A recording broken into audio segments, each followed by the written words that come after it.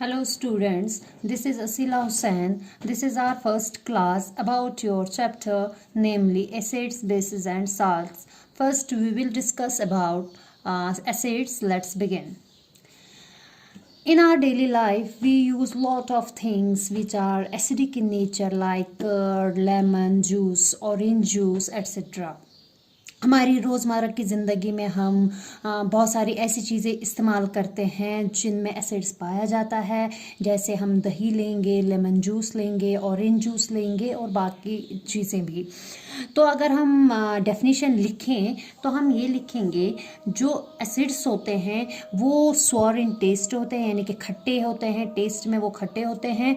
और जो ये बेसिकली जो ये एसिड वर्ड है, ये किस वर्ड से निकला है तो मैं आपको बता दूं, जो ये एसिड वर्ड है it derived from a Latin word acer which means sorry.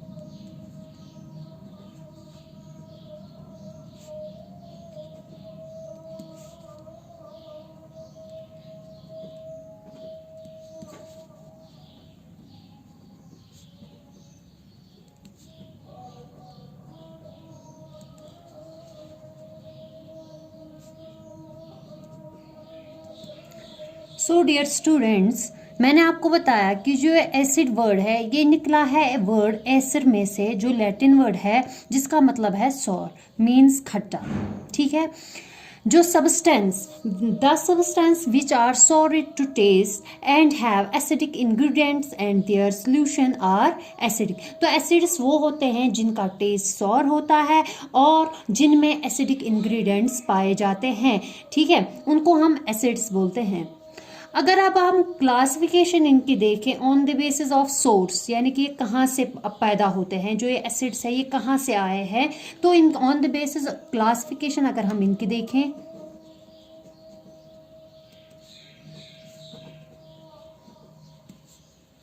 Based on their source,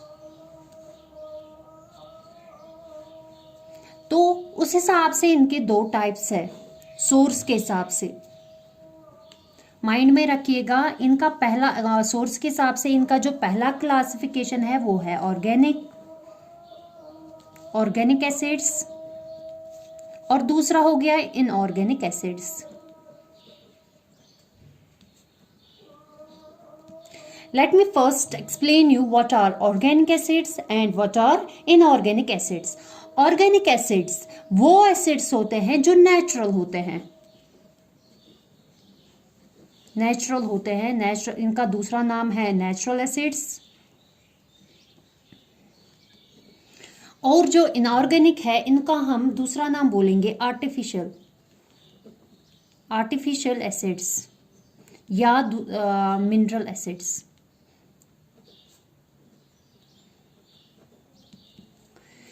जो ऑर्गेनिक एसिड्स होते हैं, जैसा कि मैंने पहले ही आपको बता दिया, इनको हम नेचुरल एसिड्स भी बोलते हैं। पहले मैं आपको समझाती हूँ। जो ऑर्गेनिक एसिड्स है वो हम ऑब्टेन करते हैं नेचुरल सब्सटेंसेस से, यानी कि कुदरती थिंग्स से। जैसे हमारे पास नींबू हो गया, जैसे हमारे पास ऑरेंज है, सब नेचुरल है, तो इनको हम ऑर्गेनिक एसिड्स बोलते हैं। तो हम डिफिनीशन इनकी लिखेंगे, acids which are obtained from natural substances are called organic acids. For example, कौन कौन सा ऑर्गेनिक एसिड है हमारे पास? साइट्रिक एसिड है, लैक्टिक एसिड है, एसिटिक एसिड है,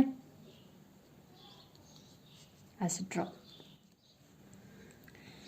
इनऑर्गेनिक एसिड्स और आर्टिफिशियल एसिड्स और mineral acids. Acids which are prepared synthetically in laboratories are called inorganic acids. For example,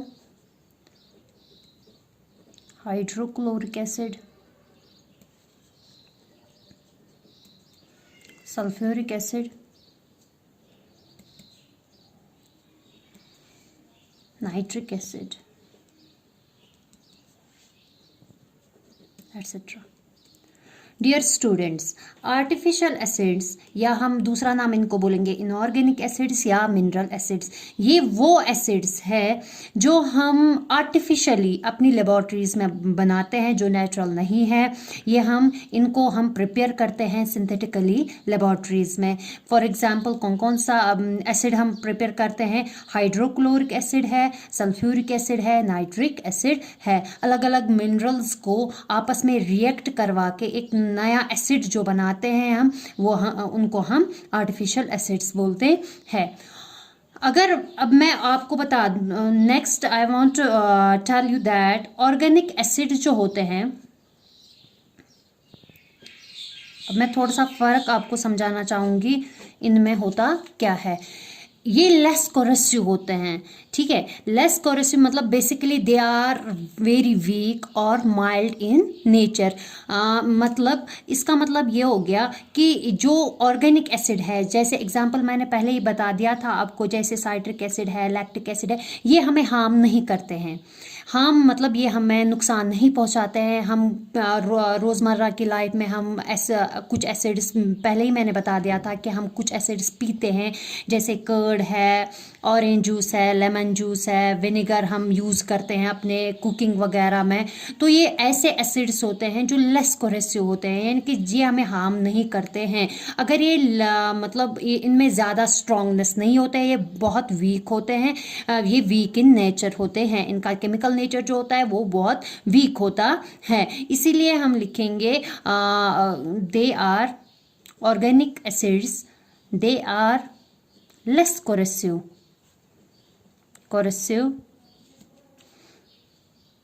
They basically they are weak या हम बोलेंगे माइल्ड इन नेचर. इनकी सबसे बड़ी खासियत ये है कि they don't harm us.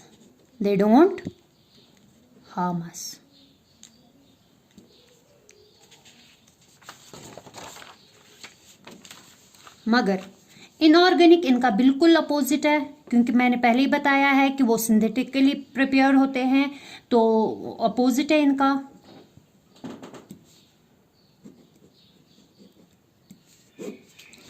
They are potent and very high corrosive.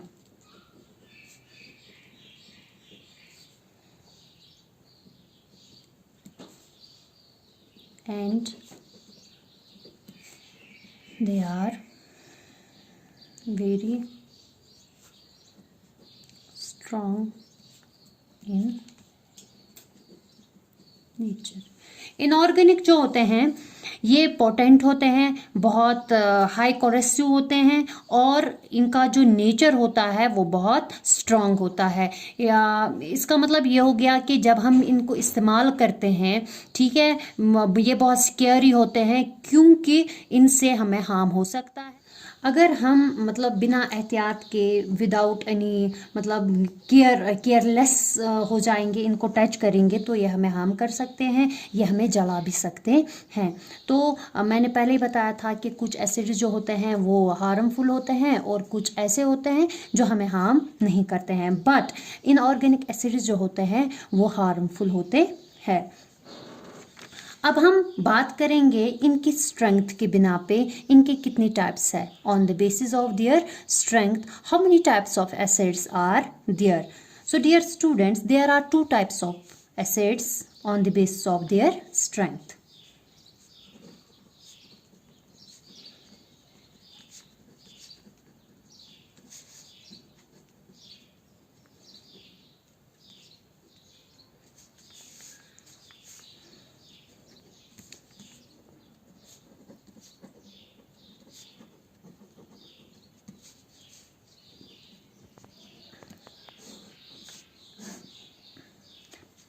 पहला है स्ट्रॉन्ग एसिड्स,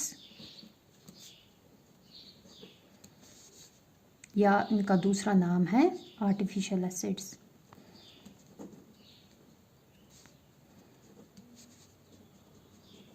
और यहाँ से हम लेंगे वीक एसिड्स, जो मैंने आपको ऑलरेडी समझा दिया है, या नेचुरल एसिड्स।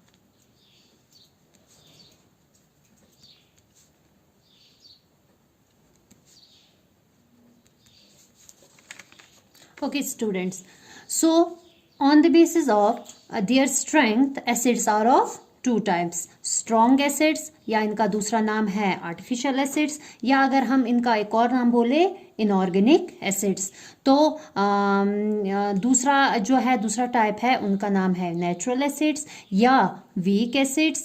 ठीक है, तो पहले हम बात करेंगे आर्टिफिशियल एसिड्स यानी कि स्ट्रॉन्ग एसिड्स की। On the behalf of strength, ये बात याद रखिएगा, on the behalf of strength there are two types of acids, strong acids and weak acids.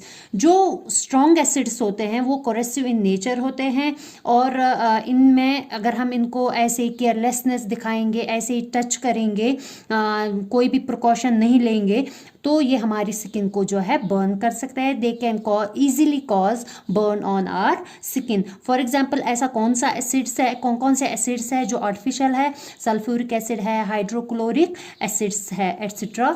इसी तरह से अगर हम अब वीक एसिड्स की बात करें, ये बहुत कमज़ोर होते हैं, ये बहुत वीक होते हैं, इनमें मतलब उतनी स्ट्रेंथ तो नहीं होती है कि ये किसी चीज़ को जला सके, ठीक है, तो ये किसी चीज़ को हार्म कर सके। ये माइल्ड इन नेचर होते हैं, ये इनके यूज़ से हमें कोई हार्म नहीं पहुंचता है, ये हमें आराम से जो है यूज़ में होते हैं, आराम से हम इनको अपनी कुकिंग वगैरह में इस्तेमाल कर लेते हैं विदाउट एनी प्रिकॉशंस। अगर हम ना भी लें तो इनसे हमें कोई भी हार्म नहीं होता है। They don't cause any burns on our skin. For example, oxalic acid है, एसिटिक एसिड है। अब हम बात करेंगे एसिड्स के टाइप्स और है, but on the behalf of concentration, यानी कि कंसंट्रेटेड जो है एसिड्स क्या डाइल्यूट है या कंसंट्रेटेड है, on the behalf of amount of water जो इनमें कितना होता है एसिड्स में, ठीक है। डाइल्यूट मैं अभी आपको समझाऊंगी और कंसंट्रेटेड एसिड वो भी मैं आपको समझाऊंगी। On the behalf of acids के और दो टाइप्स है, on the behalf of amount of water present on the acid, ठीक है। एक को हम बोलेंगे डाइल्यूटेड एसिड और दूसरा हो गया कंसंट्रेटेड एसिड। जैसा कि मैंने बताया कि एक एसिड में कितना पानी है, कितना अमाउंट ऑफ वाटर प्रेजेंट है, उस बिना पे जो है एसिड के और दो टाइप्स है, वो हो गया डाइल्यूटेड एसिड और कंसंट्रेटेड एसिड, ठीक है। पहले हम बात करेंगे डाइल्यूट एसिड की। डाइल्यूट एसिड में क्या होता है, इसमें लो कंसंट्रेशन ऑफ एसिड होती है, यानी कि इसमें बहुत कम एसिड होता है, लो कंसंट्रेशन ऑफ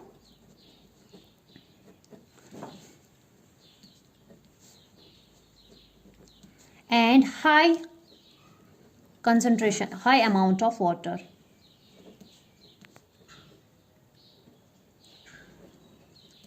ठीक है। और कंसंट्रेटेड एसिड में इसका अपोजिट है, इसमें हाई कंसंट्रेशन ऑफ एसिड होता है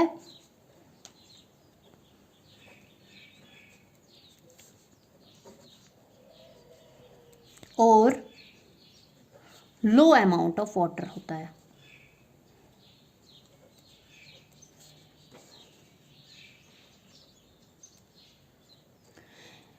अब मैं आपको समझाऊंगी, लिसन, आप बिल्कुल गौर रखें इधर।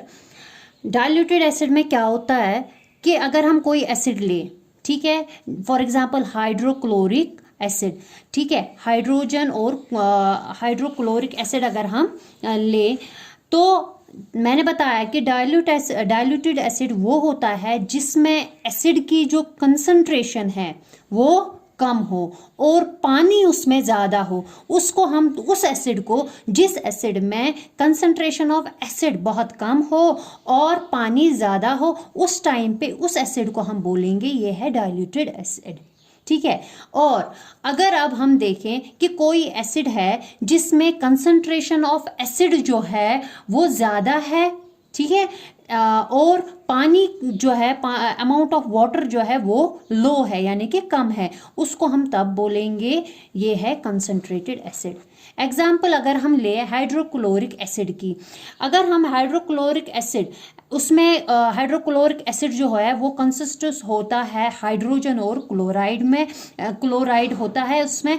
तो अगर हम देखें कि हाइड्रोजन क्लोराइड जो है उसमें लो कंसंट्रेशन ऑफ एसिड है और हाई कंसंट्रेशन ऑफ वाटर है, तो उस टाइम पे वो कहलाया जाएगा, जो वो हाइड्रोक्लोरिक एसिड है वो है डाइल्यूटेड हाइड्रोक्लोरिक एसिड।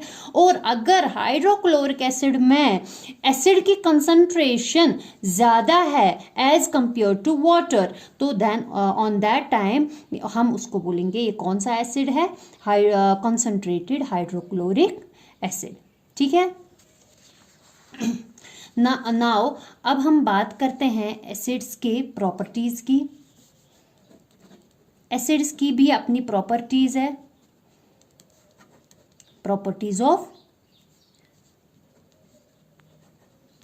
पहली प्रॉपर्टी मैंने पहला ही बता दिया कि इनका जो टेस्ट होता है वो सॉर यानी कि खट्टा होता है, एसिड सॉल्युबल होता है, मिक्स आराम से हो जाते हैं वाटर के साथ। एसिड्स जो होते हैं वो कंडक्ट जो है, इनमें कंडक्टिविटी होती है कि वो इलेक्ट्रिसिटी कंडक्ट करते हैं इजीली, और वो कोरेसिव इन नेचर होते हैं।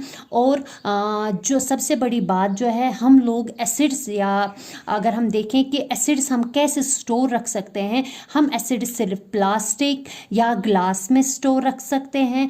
हम एसिड्स को मेटल्स में स्टोर नहीं रख सकते, जो मेटेलिक जो भी होगा हमारे पास जार हो व्हाटएवर, तो हम उसको उस मेटल में नहीं रहे। क्यों? क्योंकि ये मेटल्स के साथ रिएक्ट करेगा, रिएक्शन करेगा, ठीक है। तो we can store acids in plastic और ग्लास।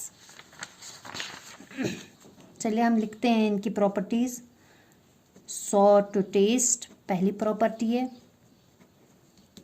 दूसरी प्रॉपर्टी इनकी सॉल्युबल इन वाटर। तीसरी प्रॉपर्टी इनकी ये कोरेसिव इन नेचर।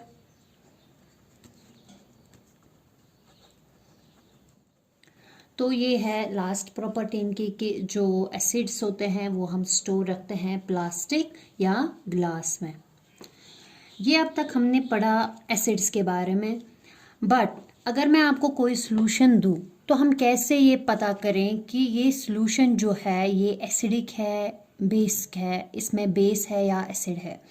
तो उसके लिए हमें कुछ सब्सटेंसेस की ज़रूरत पड़ती है जिनको हम इंडिकेटर्स बोलते हैं। Indicators. What are indicators? These are special type of substances which are used to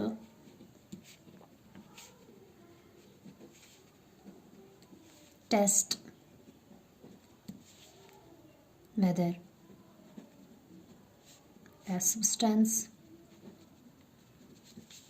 is acidic or basic.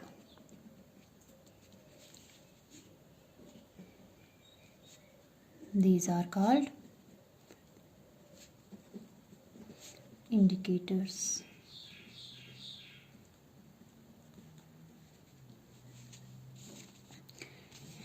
Indicators एक ऐसा ज़रिया है जिससे हम ये पता कर सकते हैं कि जो हमारे पास सॉल्यूशन है, ठीक है, उसमें एसिड है या बेस है। तो क्वेश्चन यहाँ पे ये होता है कि इंडिकेटर्स हमें ये कैसे बताएं कि जो सॉल्यूशन है वो एसिडिक है या बेसिक। डियर स्टूडेंट्स, जब हम एक इंडिकेटर किसी भी सॉल्यूशन में ऐड करते हैं, हमारे पास कोई सॉल्यूशन मान लीजिए है, उसमें मैंने इंडिकेटर डाल दिया, ठीक है, तो जो उस सॉल्यूशन का कलर जो है, बेसिक सॉल्यूशन का जो कलर है वो चेंज हो जाएगा आराम से, ठीक है। तो उस कलर चेंज की वजह से हमें ये पता चल जाएगा कि जो ये सॉल्यूशन है वो एसिडिक था या उसमें एसिड है या उसमें बेस है। तो हमारे पास कुछ नेचुरल इंडिकेटर्स है, जैसे मतलब जो नेचुरली इंडिकेटर्स हमारे पास है, जैसे हमारे पास लिटमस पेपर है, टर्मरिक है, चाइना रोज पेटल्स है, ठीक है। There are various natural indicators around us.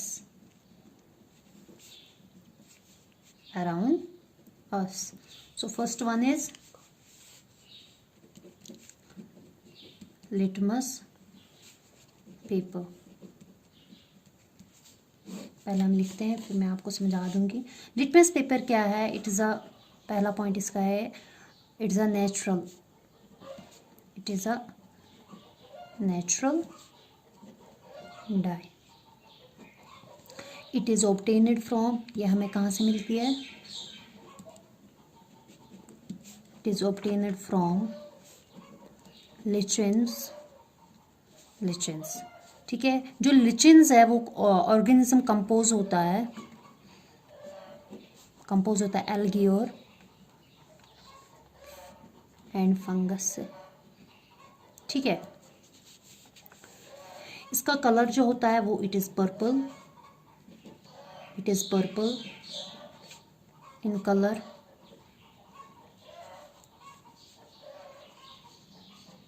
when we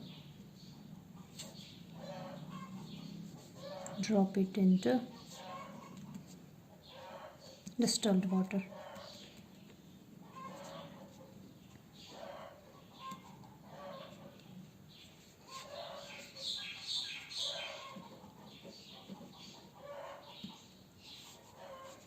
The paper strips of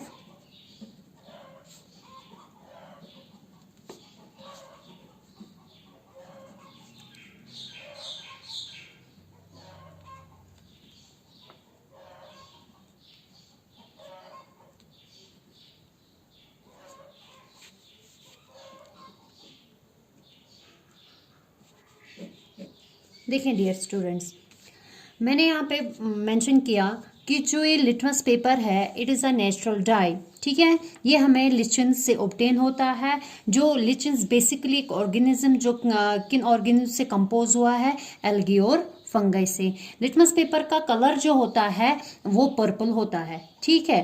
तो जब हम इसको डिस्टिल्ड वाटर में ये पर्पल होता है। जब हम इसको किसी भी सॉल्यूशन में डालें, ये चेक करने के लिए जब हम लिटमस पेपर के स्ट्रिप्स को किसी भी सॉल्यूशन में डालते हैं, ये चेक करने के लिए कि ये सॉल्यूशन में एसिड है या बेस है, ठीक है। तो जब ये सॉल्यूशन हमारे पास एक सॉल्यूशन है, जब हम इसमें लिटमस पेपर डालते हैं तो अगर इसका कलर जो है जो सॉल्यूशन मैंने लिया हुआ है, अगर मैं इसमें लिटमस पेपर डाल दूं तो अगर इसका ब्लू से रेड हो जाता है, ठीक है। जब हम इसके दो स्ट्रिप्स के कलर आते हैं, रेड और ब्लू। जब मैं इस स्ट्रिप को सॉल्यूशन में डालती हूँ, ठीक है, तो अगर मेरा जो लिटमस पेपर है वो ब्लू से रेड बन जाता है तो इसका मतलब है कि इसमें प्रेजेंट एसिड है, ठीक है। एसिड जिस सॉल्यूशन में मौजूद होगा, तो अगर हम चेक करने के लिए लिटमस पेपर लेते हैं तो ब्लू से लिटमस पेपर जो है रेड हो जाएगा, और अगर बेस है तो रेड जो है वो टर्न हो जाएगा ब्लू में। एसिड अगर है तो paper turns into blue to red, ठीक है। और अगर बेस है टर्न्स रेड लिटमस को ये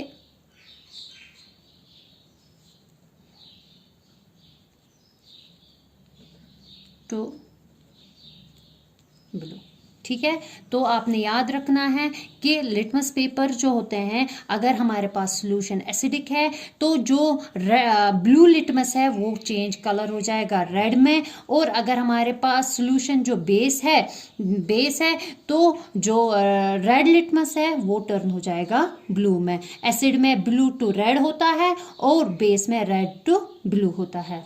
और हमारे पास एक नेचुरल एक और इंडिकेटर है जिसको हम टर्मरिक बोलते हैं। ये जनरली जो टर्मरिक जिसका हम दूसरा नाम हल्दी भी बोलते हैं, ये जनरली मिक्स हो जाती है। इट मिक्सड विद, हम इसको आराम से वाटर में मिक्स कर देते हैं, क्या बनाने के लिए, to form a paste,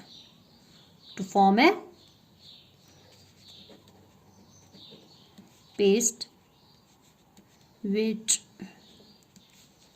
is then put blotting paper to form turmeric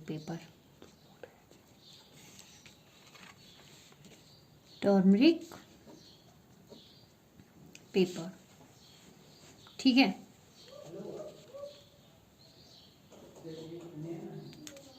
turmeric, फिर हम put into the solution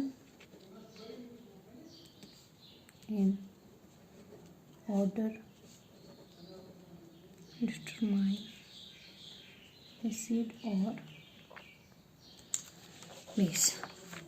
तो स्टूडेंट्स, जो टर्मरिक है, हल्दी जिसको हम उर्दू में बोलेंगे, तो ये हम अब हम अगर और सॉल्यूशन की बात ही कर लें, क्योंकि हमें ये पता करना है कि हमारा जो सॉल्यूशन है वो एसिडिक है या बेसिक है। तो अगर हम टर्मरिक इस्तेमाल करते हैं वो चेक करने के लिए, वो डिटरमाइन करने के लिए, तो हमें उसके लिए क्या करना है, हमें हल्दी जो है वो मिक्स करनी है वाटर के साथ, तो उसका एक पेस्ट बनाना है। फिर उस पेस्ट को ब्लॉटिंग पेपर, याद रखिएगा, ब्लॉटिंग पेपर अक्सर यूज होता होता है इंक एब्जॉर्बेंट के लिए, ब्लॉटिंग पेपर एब्जॉर्बेंट एक है, ठीक है, एब्जॉर्बेंट है जिसको यूजुअली इंक एब्जॉर्ब करने के लिए इस्तेमाल किया जाता है। तो इसी पेपर पे हम, जो ब्लॉटिंग पेपर है, इसी पेपर पे हम ये जो हल्दी का बनाया हुआ पेस्ट जो हमने बना के रखा है इसी ब्लॉटिंग पेपर पे डाल देंगे, ताकि हमारे पास अब हम क्यों इस पेपर पे डालेंगे, क्योंकि ये जो ब्लॉटिंग पेपर है ये एब्जॉर्ब करेगा,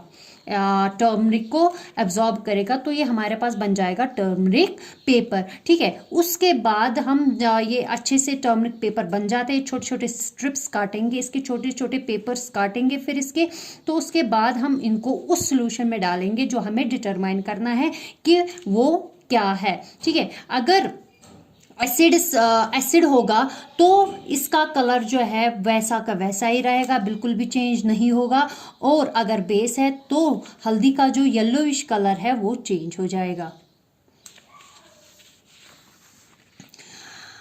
मैंने बताया कि एसिड में जो है, क्योंकि हल्दी का कलर येलो होता है, तो एसिड में बिल्कुल येलो ही रहेगा। अगर ये हमारा सॉल्यूशन एसिडिक है तो इसका कलर जो है येलो ही रहेगा, बिल्कुल भी चेंज नहीं होगा। बट अगर बेस है तो इसका कलर जो है वो हो जाएगा रेड, ब्राइट रेड हो जाएगा वो, ठीक है। तो इससे हमें पता चल जाएगा कि जो हमारा ये है सॉल्यूशन वो एसिडिक है या बेसिक है। उसके बाद एक और हमारा जो है नेचुरल इंडिकेटर वो है चाइना रोज पेटल्स। बिल्कुल आसान है, आप समझने की कोशिश करें। चाइना रोज पेटल्स जो होते हैं, चाइना रोज पेटल्स का हम कैसे इस्तेमाल करें, कैसे हम उनको एक इंडिकेटर बनाएं। चाइना रोज पेटल्स जो है, चाइना रोज पेटल्स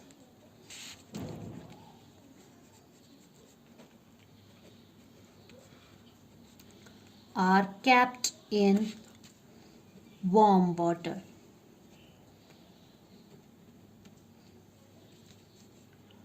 ठीक है। A colored solution is obtained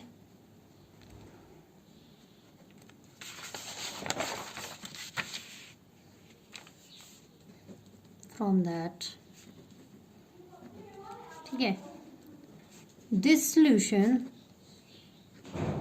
is used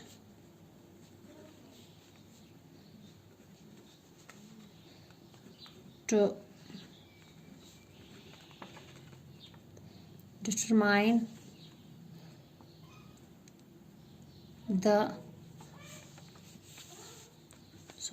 whether the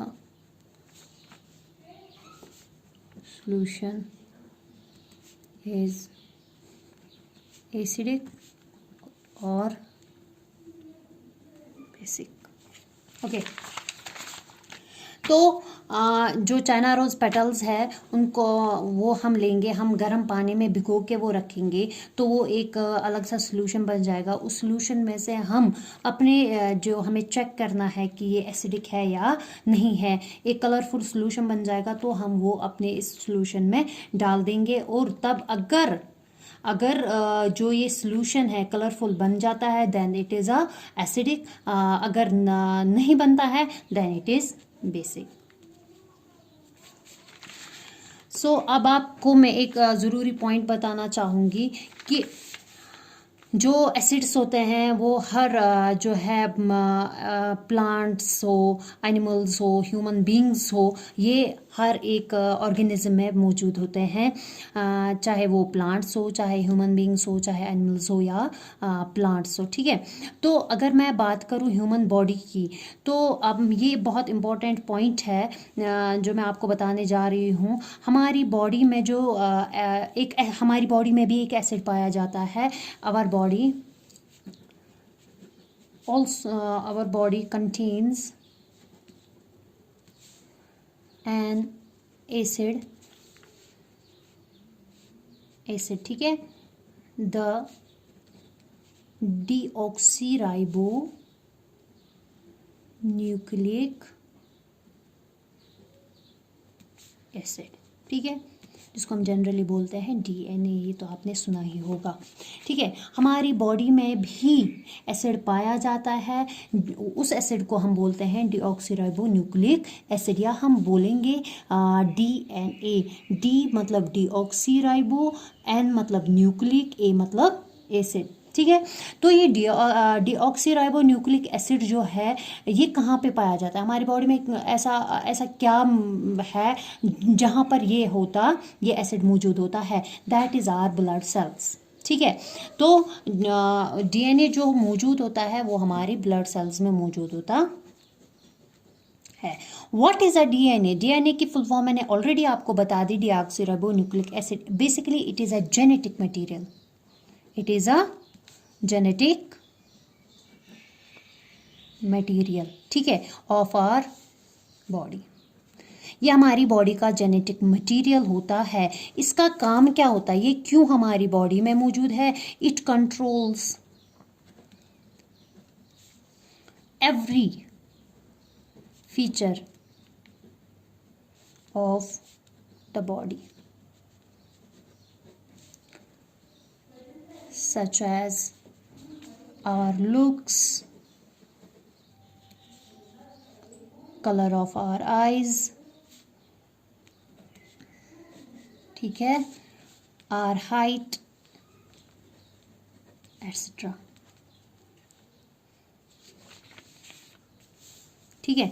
तो पहले मैं आपको इतना समझा दूं, जो डीऑक्सीराइबोन्यूक्लिक एसिड है ये हमारी बॉडी में पाया जाता है। इट इज़ एन एसिड, बार बार बता रही हूँ कि डीएनए डीऑक्सीराइबोन्यूक्लिक एसिड, ये एक्चुअल में क्या होता है? It is a genetic material जो हमारी बॉडी सेल्स में, ब्लड सेल्स में पाया जाता है, ठीक है। ये एक जेनेटिक मटेरियल होता है। इसका काम क्या है? इसका फंक्शन क्या है? इसका काम क्या है? ये क्या मतलब कंट्रोल करता है? ये हमारी बॉडी के हर एक फीचर को कंट्रोल करता है, जैसे कि हमारा लुक कैसा है, ठीक है, हमारा कलर, हमारी आइज का कलर कैसा है, हमारी हाइट वगैरह, ये सारा कौन कंट्रोल करता है? डीऑक्सीराइबोन्यूक्लिक एसिड जो हमारी ब्लड सेल्स में पाया जाता है। यहाँ तक कि ये एक और काम करता है, जो हमारे प्रोटीन्स होते हैं हमारी बॉडी के, PROTINS प्रोटीन्स जो होते हैं, जिनको हम बोलते हैं which are regarded as the building blocks of our body. जिनको क्या बोला जाता है? बिल्डिंग ब्लॉक्स हमारी बॉडी का, प्रोटीन्स की बात कर रही हूँ मैं, ठीक है। तो जिनको बोला जाता है building blocks of our body, इनको भी प्रिपेयर कौन करता है? डीएनए, ठीक है। यानी कि प्रोटीन्स आर प्रिपेयर्ड, ठीक, prepared with the help of